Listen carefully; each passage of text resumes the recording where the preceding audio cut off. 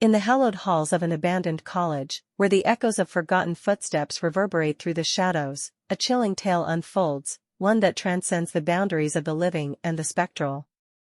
Brace yourself for a journey into the depths of the unknown, a tale veiled in the macabre, where reality blurs with the supernatural.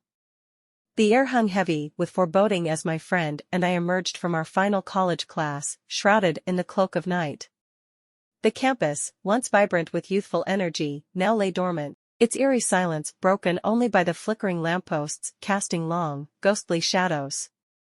Her mother, the harbinger of an unspeakable revelation, was set to pick her up, and I, reluctantly, prepared to navigate the labyrinthine parking lot that lay ahead. As we ventured into the darkness, a malevolent wind whispered through the skeletal branches of surrounding trees, sending a shiver down our spines. The spectral glow of the lampposts barely illuminated our path, creating a nightmarish tableau. With trepidation, she led me to my car, where the metallic jangle of keys became a haunting melody in the stillness. The engine roared to life, and she slipped into the front passenger seat of her mother's car, unknowingly sealing our fate. The journey to the exit was fraught with an otherworldly tension. In the murky gloom, I cast a furtive glance into the back seat of her mother's car, and what I saw froze the blood in my veins. A child, a mere wraith in the shadows, played with an innocence that belied the malevolence of the scene. His movements, erratic and ghostly, cast an unholy dance across the confines of the back seat. I dismissed the unease, attributing it to the familiarity of her mother's role as a babysitter for nephews. Yet, as the boy frolicked in the oppressive darkness, a sinister revelation clawed at the recesses of my mind. The lampposts flickered, and in their wavering light, the child's form became a grotesque puppet in the hands of unseen malevolence. Then, a moment of ghastly clarity seized me.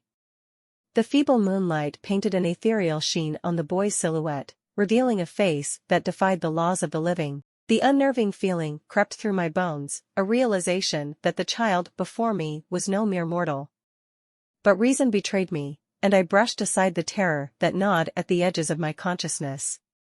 The mundane explanation of a babysitting episode clung desperately to my thoughts as I pushed the pedal, escaping the clutches of the parking lot's ominous embrace. The following day unfurled like a nightmare, its tendrils reaching into the fabric of reality. In conversation with my friend, I probed the depths of the unspeakable, questioning the very fabric of our shared experience. Her casual mention of nephews cast a pall over the room, and I, unable to suppress the sinister truth, ventured into the heart of darkness. The child in the back seat, a specter of malevolence, became the focal point of our dialogue. A moment of confusion gripped her as I pressed for answers. Frantically, she dialed her mother, seeking refuge in the certainty that her reality had not unraveled. Their synchronized denial, delivered in hushed tones, shattered the fragile facade of normalcy. No child had joined them in the nightmarish journey through the deserted campus. Dread clung to the air as I implored them to reconsider. The conviction in their voices, however, remained unyielding. No phantom child had shared their ride, they insisted. Panic threatened to engulf me, its tendrils tightening with each futile attempt to reconcile the supernatural with the rational. In a desperate bid to preserve the fragile veil of sanity, I feigned laughter, crafting a lie to bury the truth that clawed at the edges of our collective consciousness. But beneath the forced mirth lay a terror that defied explanation. A spectral child, unseen by mortal eyes, had invaded our reality. The days that followed were a descent into the abyss of the unknown. Sleep offered no solace, as dreams became nightmares woven from the fabric of our shared encounter. The college parking lot, once a banal space, now harbored the malevolent echoes of a presence that defied reason. Late at night, as the world slumbered, I delved into the recesses of the paranormal. The internet became a labyrinth of haunted tales and spectral encounters, each narrative echoing the harrowing truth of a world unseen. The line between skepticism and belief blurred, and I found myself ensnared in a web of fear that tightened with every revelation. As the days turned to weeks, the sinister presence refused to relinquish its grip on my consciousness. Shadows danced in the periphery of my vision, and every creak of the floorboards became a whispered secret from the beyond. The boy, a specter of innocence turned malevolence, haunted my waking hours, his ghostly visage etched into the fabric of my reality. In a desperate bid for answers, I sought the counsel of paranormal experts and mediums, each encounter peeling back the layers of a reality warped by unseen forces. The college campus, a nexus of spectral energy, revealed its haunted history, a tapestry of forgotten tragedies and restless spirits condemned to wander the corridors of the afterlife. The nights grew longer, and my descent into madness became an inevitability. The spectral boy, now a malevolent force, manifested in the darkest corners of my existence. His laughter, a haunting melody, echoed through the corridors of my mind, driving me to the brink of insanity. In the dead of night, guided by a morbid curiosity, I revisited the scene of our shared trauma, the college parking lot. The lampposts, once guardians of the night, flickered with an otherworldly intensity.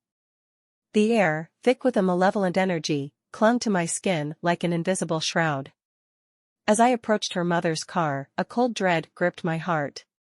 The back seat, once a theater of spectral play, now lay empty.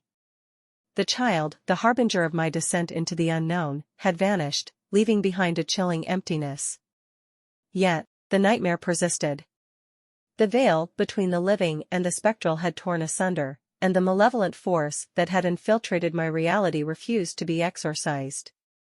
Sleep became a torment, as the boy's laughter echoed through the corridors of my dreams, a relentless reminder of the unseen forces that lurked in the shadows. The paranormal experts, once beacons of hope, now recoiled in fear as they unraveled the tendrils of a malevolent entity that defied their understanding. Rituals and incantations became desperate attempts to appease the unseen forces, but the boy's laughter, now tinged with a demonic glee, mocked our feeble efforts. The once solace of daylight offered no respite, for the malevolence that had invaded my reality was not bound by the constraints of time. Shadows clung to every corner, and the air became heavy with the stench of supernatural dread. The lines between waking and dreaming blurred, as the spectral boy became a permanent resident of my tortured psyche. Haunted by the relentless terror, I withdrew from the world, a prisoner of the malevolent force that had claimed my sanity. Every reflection in the mirror, every flicker of movement in the periphery, became a harbinger of the boy's impending return. His face, twisted in a demonic grin, taunted me in the darkest recesses of my mind. Desperation led me to seek the guidance of those who had faced the unknown and emerged unscathed. Paranormal investigators, exorcists, and scholars of the occult became my last hope in a world unraveling at the seams.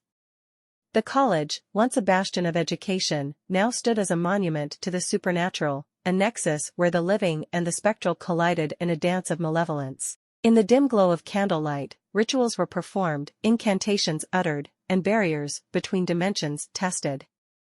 The air crackled with an otherworldly energy as the experts delved into the haunted history of the college, unearthing forgotten tragedies that fueled the malevolent force. As the rituals unfolded, a tempest of supernatural energy engulfed the college parking lot. The lampposts flickered violently, casting grotesque shadows that danced with unseen entities. The air, thick with the stench of the supernatural, vibrated with an intensity that bordered on the unholy. In the eye of the paranormal storm, the spectral boy materialized once more. His laughter, now a cacophony of demonic glee, echoed through the haunted space. The experts, faces contorted in terror, pressed on with their incantations, their desperate attempts to banish the malevolence reaching a fevered pitch. Then, as abruptly as it had begun, the supernatural tempest subsided. The air, once pregnant with malevolence, grew still, and the college parking lot fell into an ominous silence. The spectral boy, his demonic laughter extinguished, vanished into the void, leaving behind a palpable emptiness. The experts, drained and shaken, offered no solace. The malevolent force that had invaded my reality, while temporarily banished, lingered in the shadows, a spectral presence awaiting an opportune moment to strike once more. As I emerged from the haunted grounds, the college campus stood as a testament to the thin veil between the living and the supernatural. The nightmares persisted, and the spectral boy, while banished for now, remained a haunting specter in the recesses of my mind. The tale of the college parking lot, once a mundane departure, had evolved into a nightmarish odyssey into the unknown. The echoes of the spectral encounter lingered, a chilling reminder that the boundary between the living and the supernatural is a fragile thread easily torn asunder by the malevolence that lurks in the shadows. In the aftermath of the paranormal ordeal, I grappled with the harsh reality that the boy's laughter, forever etched into my consciousness, would forever echo through the corridors of my nightmares. The college, now a sanctuary for the supernatural, served as a grim reminder that some encounters defy explanation and that the malevolent forces that lurk in the shadows are bound by neither time nor reason. As the moon cast its pallor over the haunted landscape, I retreated into the darkness, forever haunted by the spectral boy who had infiltrated my reality. The college parking lot, now a desolate battleground between the living and the supernatural, whispered a chilling truth, that the malevolence that had claimed my sanity was but one of many entities lurking in the shadows, waiting to seize their moment in the realm of the living.